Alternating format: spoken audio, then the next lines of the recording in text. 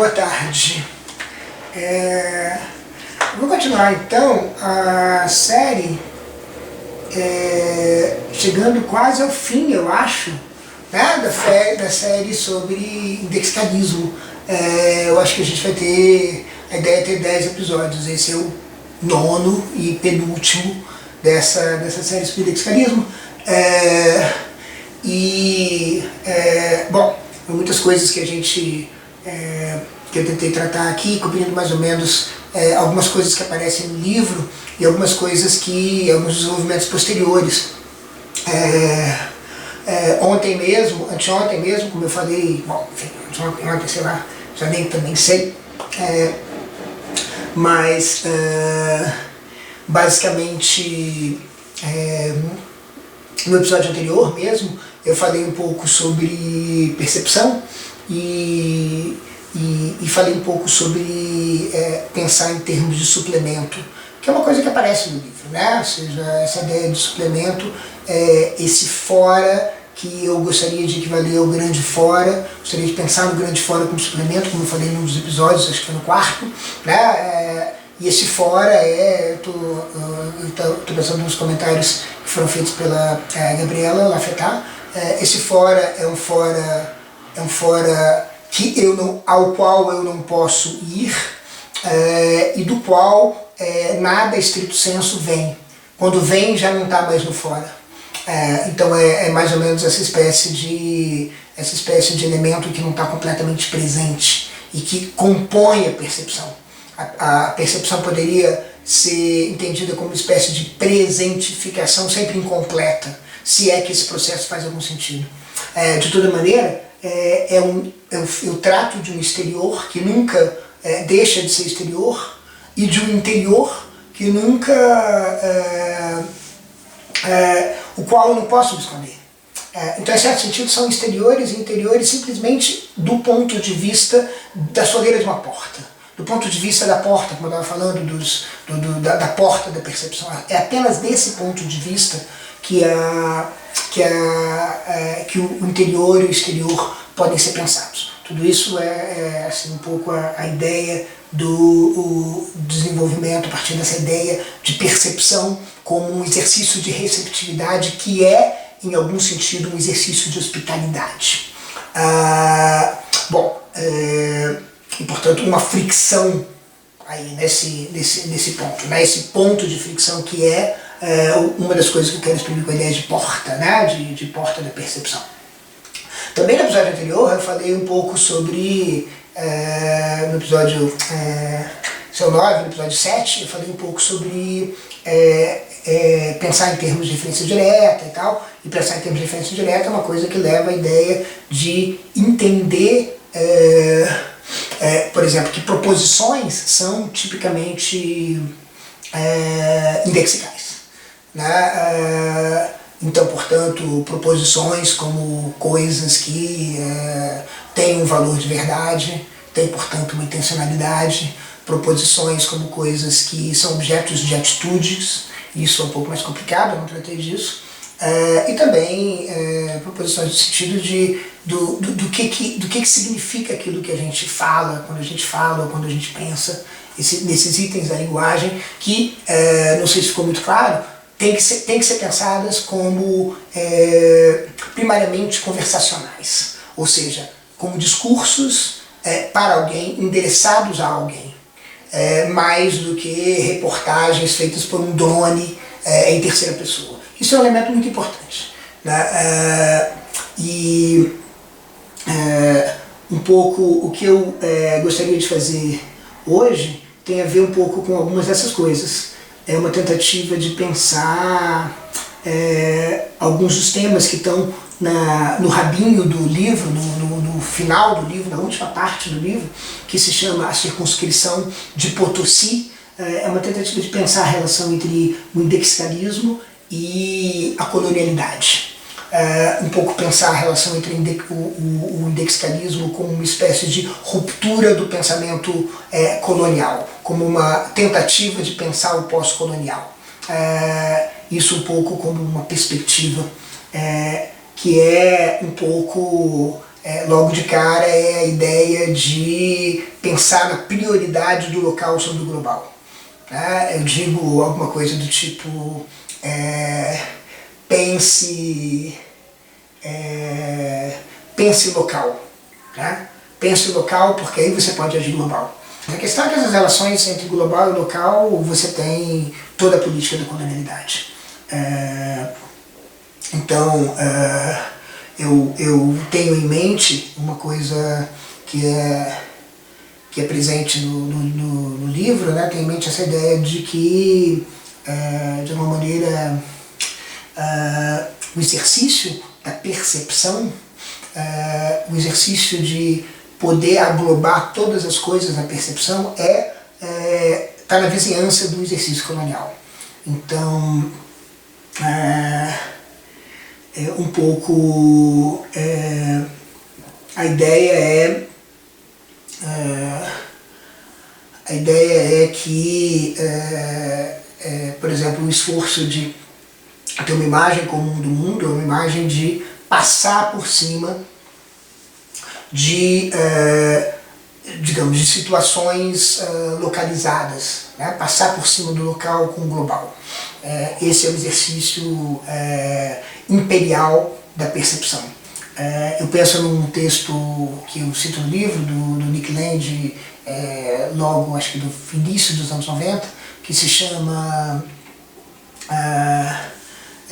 Kant, a proibição do incesto, um pouco essa ideia, né? Ou seja, ele diz que Kant é essa imagem da colonialidade, ou seja, a ideia de que nada, você trata qualquer resistência como muito menor do que a resistência que você deveria imaginar, que você poderia imaginar diante da violência que você está fazendo. Então essa imposição de um global sobre o local que pode ser entendida como uma imposição de um substantivo sobre um lexical, sobre aquilo que está situado. Aquele saber que está situado, aquele conhecimento que está situado, aquela prática epistêmica que está situada, aquela prática que mistura o epistêmico com o não epistêmico, que lida com uma certa localidade e que vem e que o global destitui. Então, eu evoco nessa parte final do livro a ideia mesma do que uma exposição do ano 2010 em La Paz, em Berlim, em Madrid, chamou de o princípio Potosí, que é essa ideia de que você poderia entender Potosí como sendo o centro da modernidade.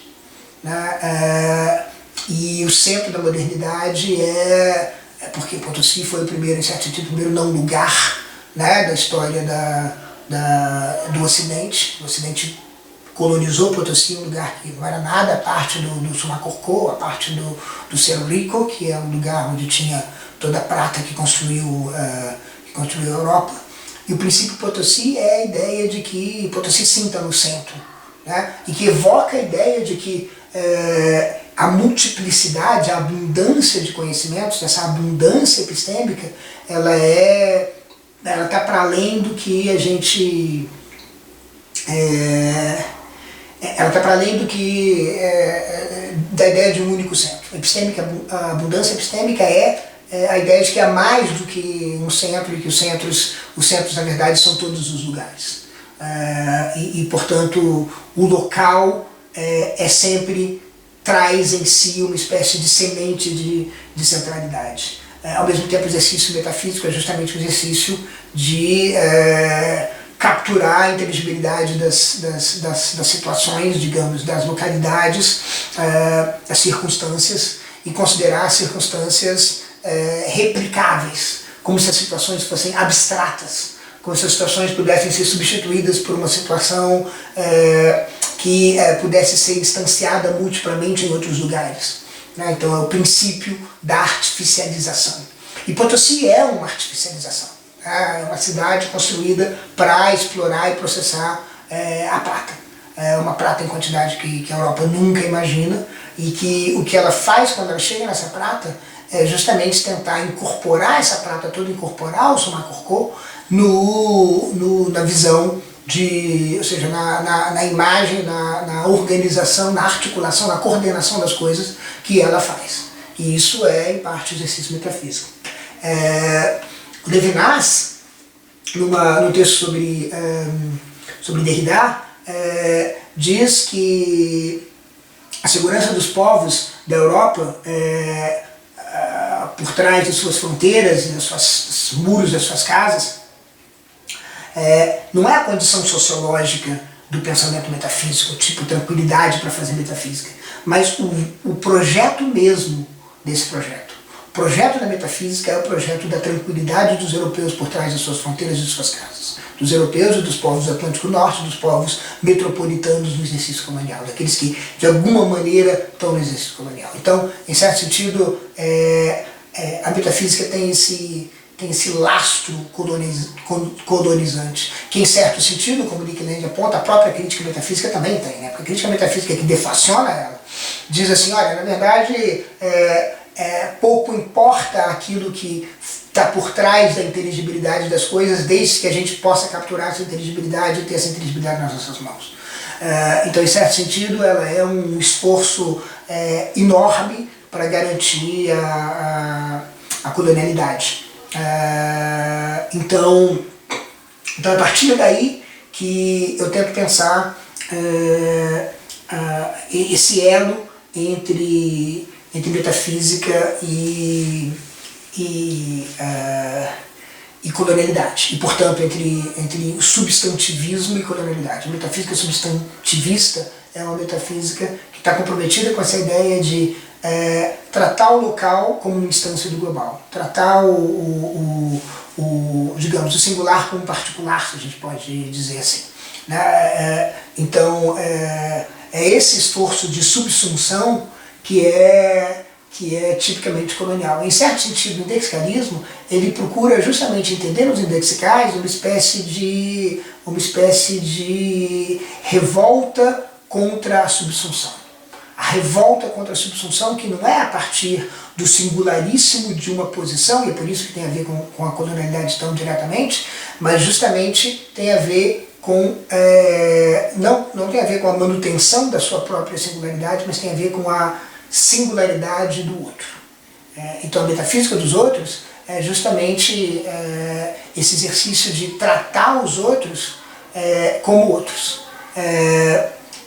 A gente poderia chamar, usando um termo muito interessante da Octavia Butler, que é recuperado pelo Marco Antônio Valentim, a gente poderia chamar de xenologia esse esforço de lidar com o outro, que incorporaria, por exemplo, esse encontro, né, antropológico, etnológico, ontográfico, como você quiser, é um encontro que é um encontro, é um evento que é um encontro. E é um encontro que pode subsumir, e o que acontece quando você não subsume? Então, em certo sentido, o indexicalismo é um exercício em pensar uma alternativa à subsunção. E uma alternativa à subsunção que não seja simplesmente que não seja simplesmente uma indiferença. E aí a gente encontra de novo, se a gente quiser, a injunção da Natsing, que diz contar o mundo melhor das nossas habilidades e ter espaço para o outro. Ter espaço para o outro significa não ser indiferente a ele.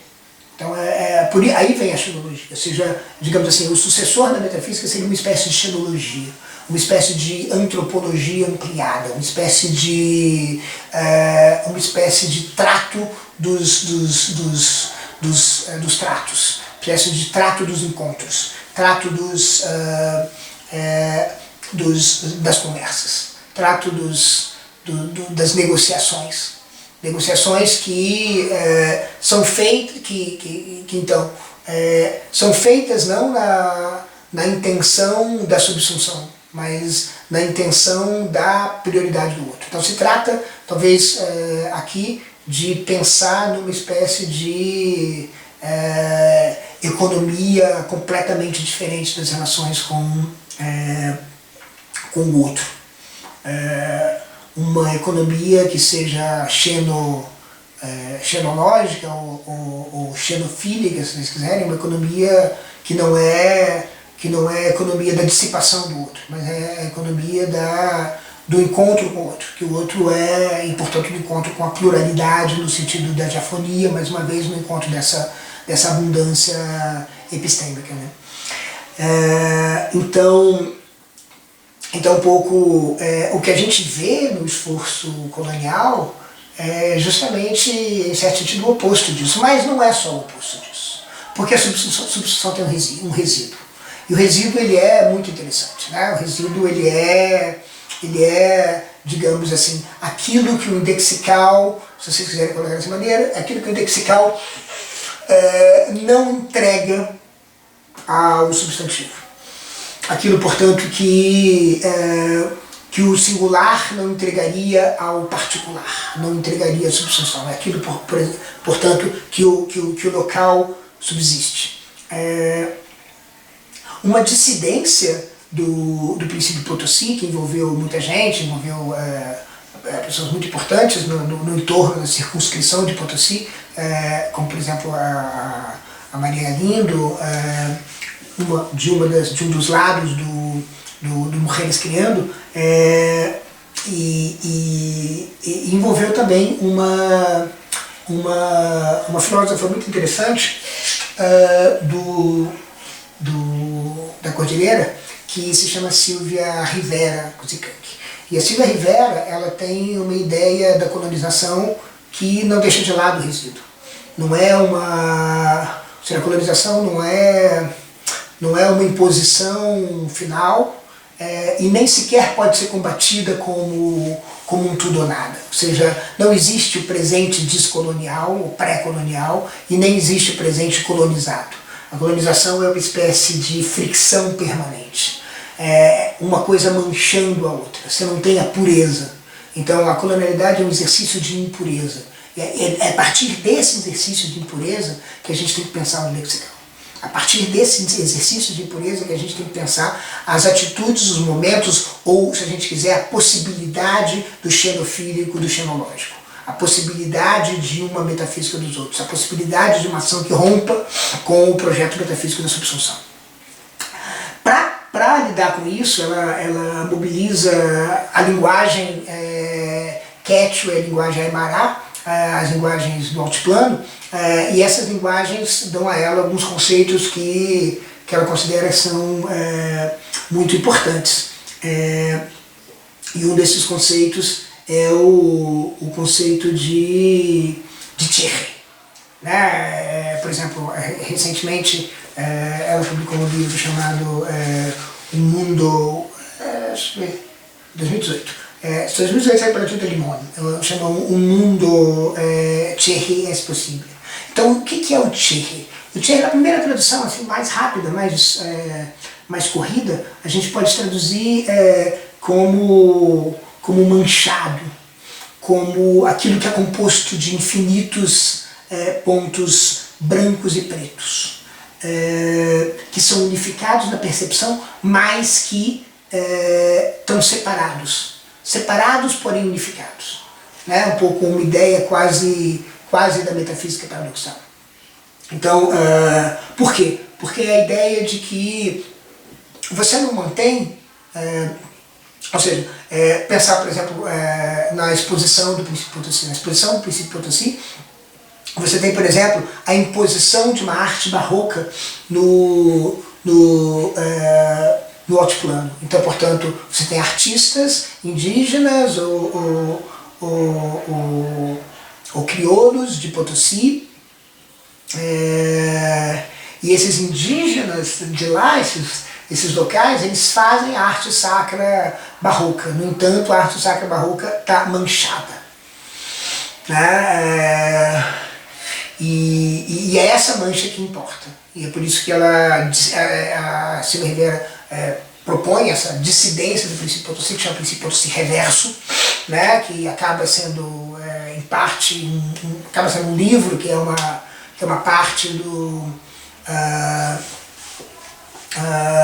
da empreitada da exposição do princípio Potosí.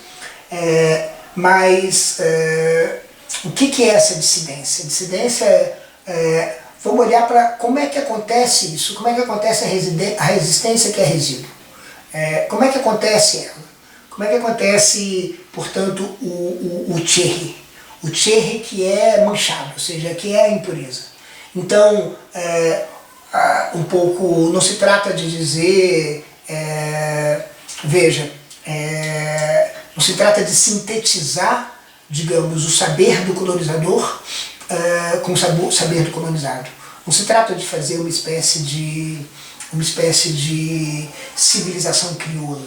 Não se trata disso, mas se trata de manter a luta viva, de manter a tensão viva, de manter a força de resistência, a força de negatividade, se vocês quiserem, do colonizador vivo.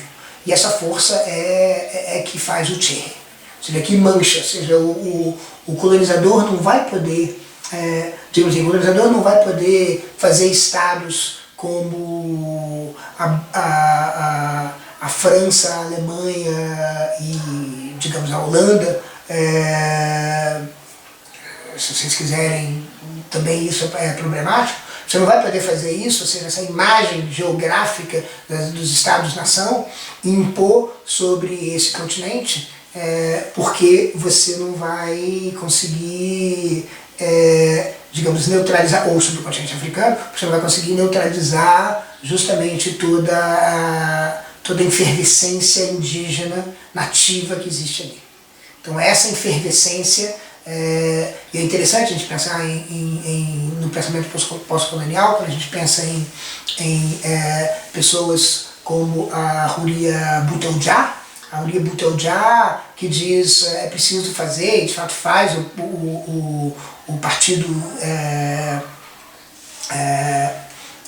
indigenista da República, para dizer, olha, na verdade existem outras vozes aqui que não podem ser completamente colonizadas. E ela está pensando justamente num pós-colonial, que é quando o colonizado é trazido para a metrópole.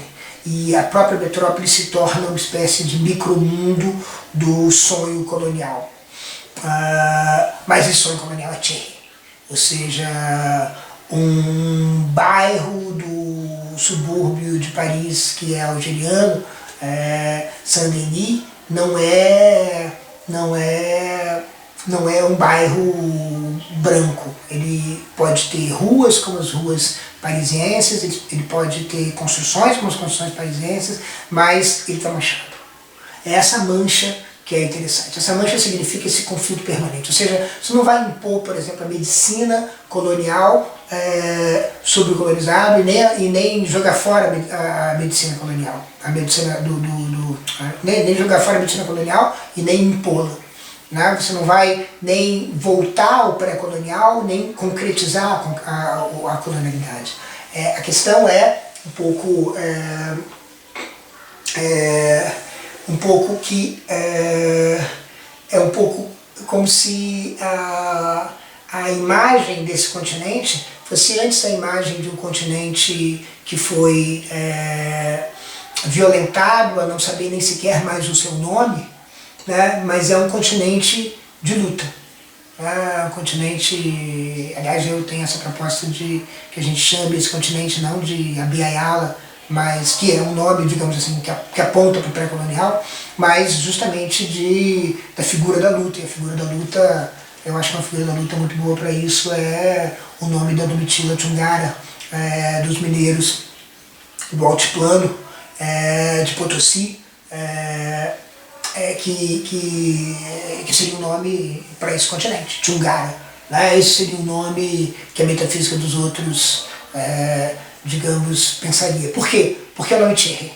É um nome que envolve, não é lutar para o que a gente, para retomar, mas nem é lutar para aquilo que a gente para entrega completa.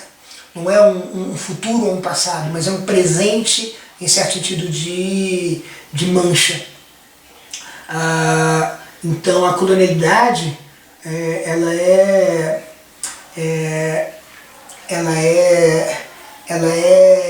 transgredida na forma de uma conversa. né? Então uma metafísica Cherry, uma pós-metafísica Cherry, seria uma metafísica de um pluralismo que nunca pode ser terminado, porque uma conversa não termina.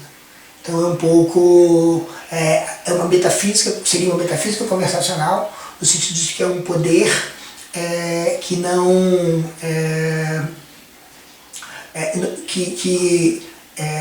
são poderes que não se consumam. Ou seja, não se trata de uma inteligibilidade capturar a inteligibilidade do outro, mas se trata de entender que isso não vai acontecer, porque sempre tem a alteridade. Ou seja, sempre você tem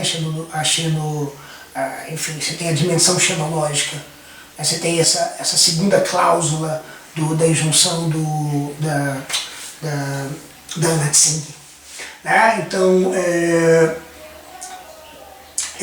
Então, ou seja, tem o elemento que não cabe na narrativa, esse não cabido, esse elemento outro, esse elemento externo, que não é um externo ao qual eu vou e que nem vem completamente. Mas justamente ao qual eu vou e nem que eu venho completamente, porque é um elemento que me mancha sem estar presente e que eu mancho sem estar presente. Portanto, o Cherry pensa, em certo sentido, em termos dos dois lados, mas o que importa é que o resultado fique manchado.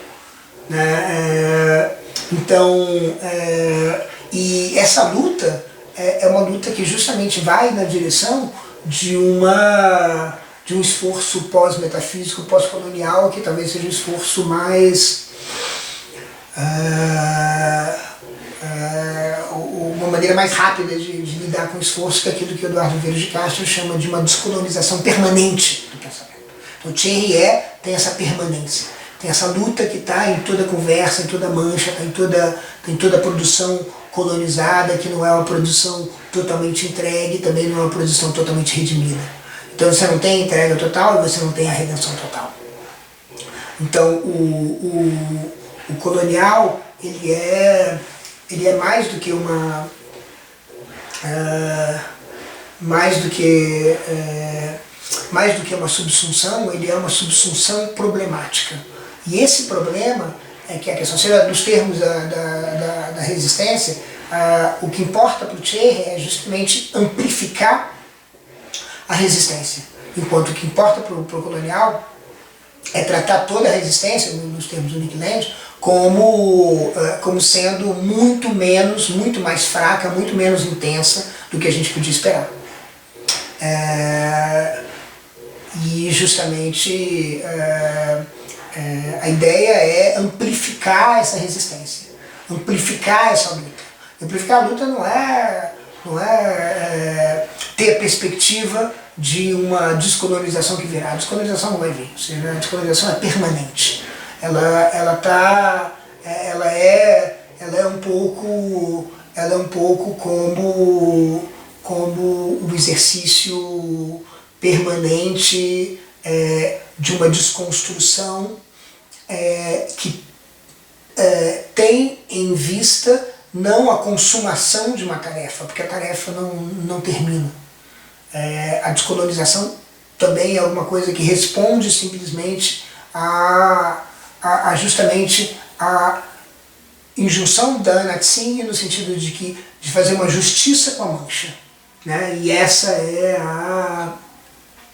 a descolonização, como a gente poderia pensar na descolonização permanente do pensamento. E justamente, então, uma metafísica conversacional, Cherry, situada, ou uma pós-metafísica xenológica, é justamente alguma coisa que vai lidar com... vai lidar justamente com a questão da contingência do encontro. Então, a diafonia aparece nesse esforço da metafísica dos outros como alguma coisa que não só não vai terminar, não vai se resolver, como também alguma coisa que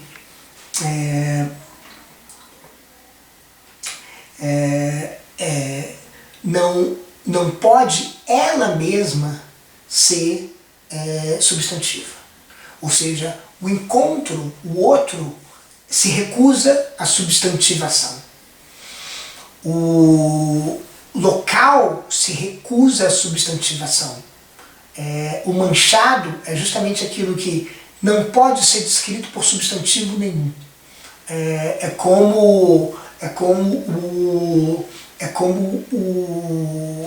Talvez a gente pudesse pensar no acidental, né? O acidental que não em contraposição a uma substância, e só pode ser pensado a partir de uma substância, mas a substância tem os acidentes sendo uma substância. Então é como se a substância acidentada ela não se transforma numa outra substância. Para se transformar numa outra substância, os acidentes, portanto, desaparecem. Analogamente, é como se a contingência não transformasse um substantivo num outro substantivo, mas transformasse o substantivo em alguma coisa que escapa ao substantivismo. Então, a contingência do encontro, como eu estava falando, a contingência da mancha, ela não é ela mesma um outro substantivo. Então, não se trata de dizer há uma totalidade das localidades, há uma totalidade das situações, há uma totalidade dos encontros, há uma totalidade das manchas, né? Há uma totalidade Thierry. Não há uma totalidade Thierry, porque a própria afirmação de uma totalidade Thierry, de uma totalidade qualquer, ela é indexical. Então não existe uma totalidade que redime a indexicalidade. A indexicalidade ela é irredimível, ou seja, o outro ele é irredimível, ou seja, o fora ele é irredimível, ou seja, a exterioridade ela é irredimível, ou seja, a resistência à colonialidade é irredimível.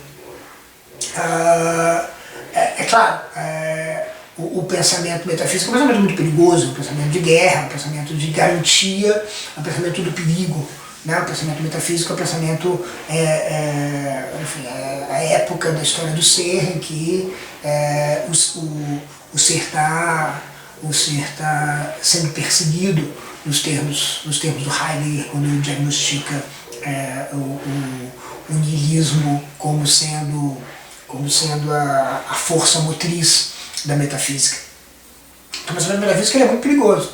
Claro que ele é muito perigoso, ou seja, esse caráter irredimível ele pode ser resolvido simplesmente na força de uma destruição colonial. Isso que a gente tem visto cada vez mais. Na época de pandemia, a gente está vendo os genocídios dos povos resistentes, sistemático, né, da forma como na América sempre se fez, sempre de uma maneira epidemiológica, ou seja, impor o estatuto imunológico do colonizador sobre o colonizado. Então, ou seja, tem esse terreno epidemiológico da luta, né, que é um terreno que talvez não admita manchas, porque é onde a colonialidade se impõe, né? Há manchas porque há resíduos, né? Há resíduos, há novas formas de resistência imunológica, etc. Mas a ideia é que a descolonização não termina porque ela é, em certo sentido, mimetizada pela relação entre, digamos assim, o indexical, o aqui, o agora e a tentativa de descrevê-los. A tentativa de descrevê-los, a tentativa de abarcar elas numa universalidade é sempre resistente, porque o aqui não é universal, né? O aqui ele resiste a essa substantivação. Então, não se trata de fazer uma totalidade de manchas, porque é sempre a partir de uma mancha que a totalidade é vista. Então, a diferença entre uma metafísica Thierry e uma metafísica do Thierry é isso. A metafísica do Thierry seria uma metafísica que olha as manchas e examina como num quadro de guerra para saber aonde que estão os resíduos e onde é que a luta está se dando. A metafísica Thierry seria uma metafísica que pensa a partir dos resíduos. E a partir dos resíduos, ou seja, desde os resíduos, significa desde uma posição. É uma metafísica localizada, porque é uma metafísica situada. Então, e que, portanto, só é metafísica no sentido paradoxal. Ou seja, incorpora esse discurso do todo para, em certo sentido, sabotá-lo desde dentro. Então, a ideia, para terminar, e essa é a ideia que o livro também termina,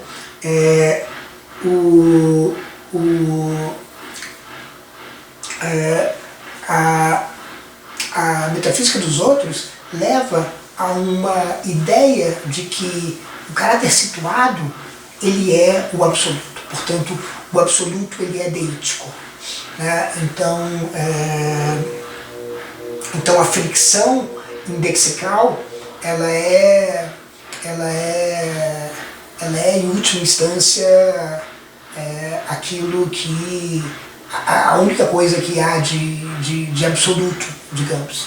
E é justamente esse absoluto que, digamos assim, dissolve a correlação.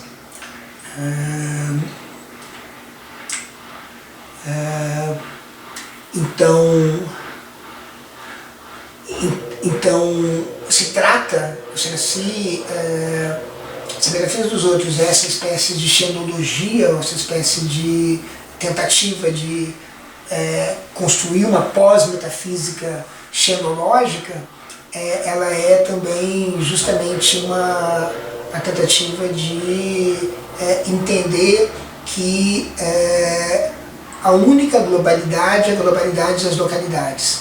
Mas essa globalidade, ela mesma, ela não deixa de ser local. Ela não deixa de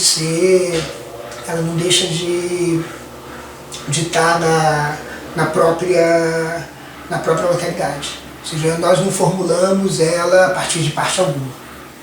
Esse é um elemento que eu tenho enfatizado como sendo central na totalidade, desde a crítica do Rosenzweig. Ou seja, a totalidade ela não é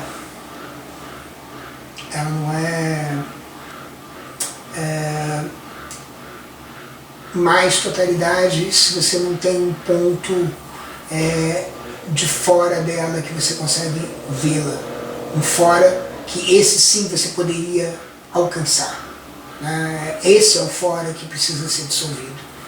Que é o fora em que nós conseguiríamos supostamente chegar. Nós conseguiríamos chegar a ele. Nós conseguiríamos chegar ao fora, chegando a esse ponto em que a gente consegue ver tudo.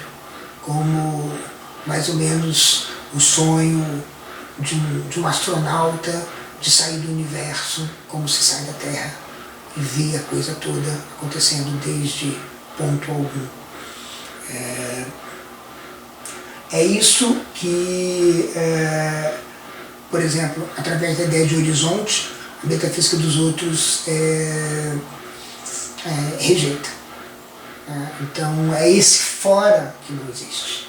É esse fora de sair da totalidade. Esse fora de olhar as manchas desde fora, as situações desde fora, as circunstâncias desde fora, as fricções desde fora. A totalidade de terceira pessoa, a totalidade vista do drone. É essa totalidade que é rejeitada em favor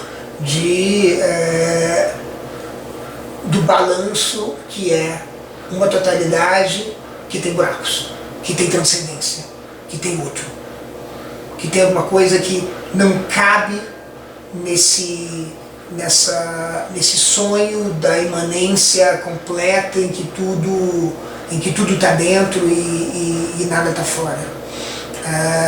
Ou seja, são esses buracos, esses resíduos, essas manchas que são um lugar de combate, a Cristina Rivera diria. É aí que está o lugar de combate. É um lugar de combate muito problemático, porque não é um lugar de combate, digamos, da pureza. Né? É quase como se o combate se tornasse indefinidamente microscopizante, cada vez mais micropolítico, cada vez mais nanopolítico. E, no entanto, isso não quer dizer que isso não tem repercussão para as grandes esferas cósmicas. Né? Então, a mancha, ela tem esse caráter cósmico. De novo, não se trata de falar de uma totalidade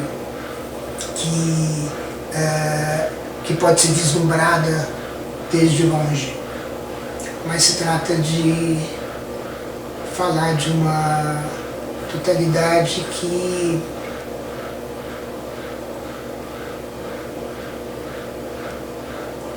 é cheia de manchas, cheia de marcas, cheia de feridas, cheia de arranhões.